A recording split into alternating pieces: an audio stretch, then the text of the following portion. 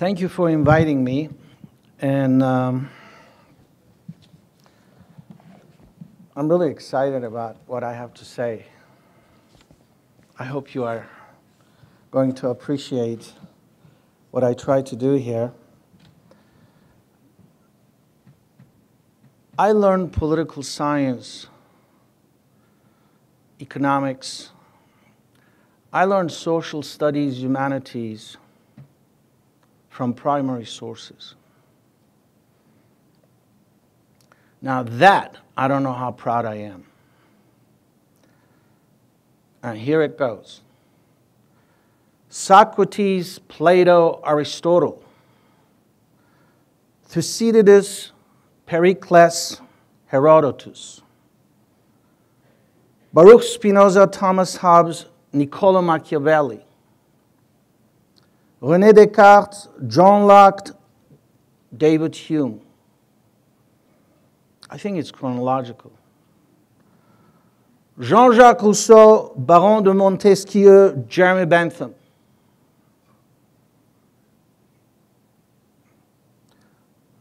Now, topics that were my favorite in politics. English Civil War, Oliver Cromwell. American Revolution, George Washington. French Revolution, Maximilien de Robespierre. And Bolshevik Revolution, Vladimir Lenin. Chinese Revolution, the librarian, Mao.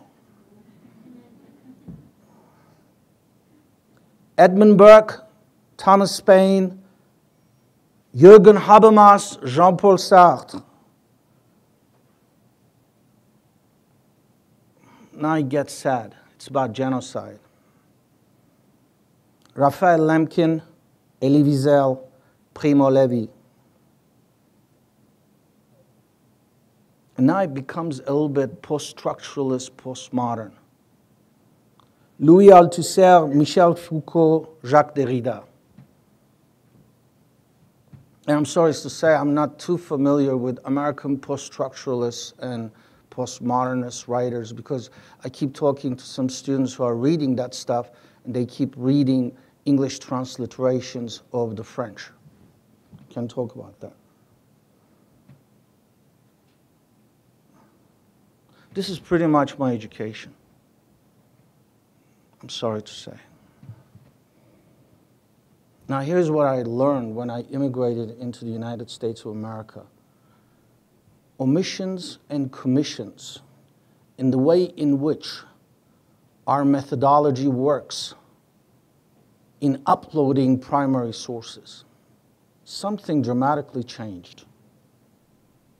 From Martin Luther King to Barack Hussein Obama, from Geronimo to Crazy Horse, from Cesar Chavez to Ken Salazar, from Eric Shinseki to Stephen Chu, from Mary Wollstonecraft to Rosa Parks, from Hillary Clinton to Michelle Obama. Who created these primary sources? White males. Martin Luther King to Barack Hussein Obama. Who created these primary sources? White men, black men, indigenous men, white women, black women, indigenous women, Asian women, people of color, people with absolutely no color. Apparently, if there are people of color, there are people with no color. Who created the primary sources in inquiring into the political history of indigenous people? How relevant and how material is it to know that indigenous people have been fighting terrorism since 1492? I entitled this topic here, From Nonsense to Common Sense, in pursuit of civility and decency in our investigation of primary sources.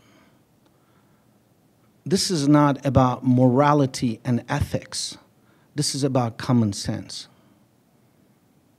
Beware of the omissions in the selection of primary sources, and especially if you think you're teaching social sciences.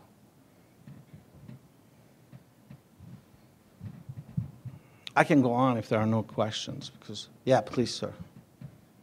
You frequently said, these I learned from primary sources, and then you would apologize. Yes. Regret.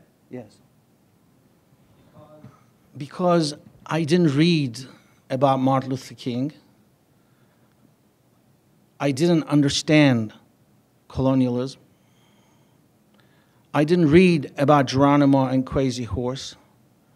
I had absolutely no clue, even after I was done, I'm sorry to say, with my PhD, that Mary Wollstonecraft had written in 1791 or 92 a vindication of the rights of women in response to Thomas Paine, Rights of Men.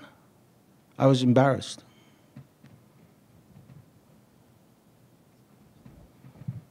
It took me long years before I realized that Metropolitan State College of Denver then and Metropolitan State University of Denver now had a women's studies and services department.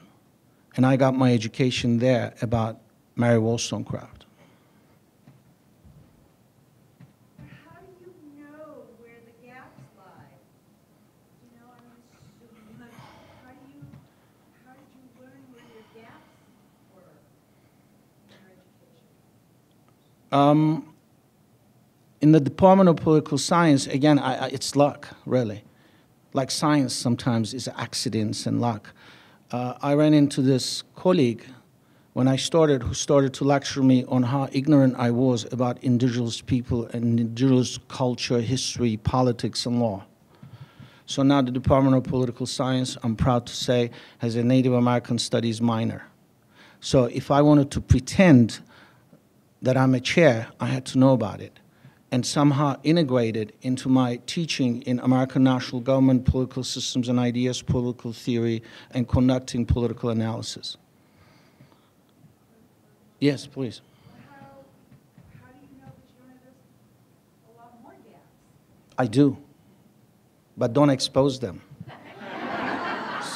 This is what I did. This is what I did. You see, it's very, very pretty. But do you feel like a fraud? Because I feel like a fraud in social studies. In a what? A fraud. Oh, I thought you said a frog. Whoa. I thought you were referring to my French or something, you know. I was educated in France. Fraud, all right. But I feel like a fraud teaching history because there's so many gaps. You shouldn't. You shouldn't, absolutely not. You should be proud that you're conscientious of your gaps.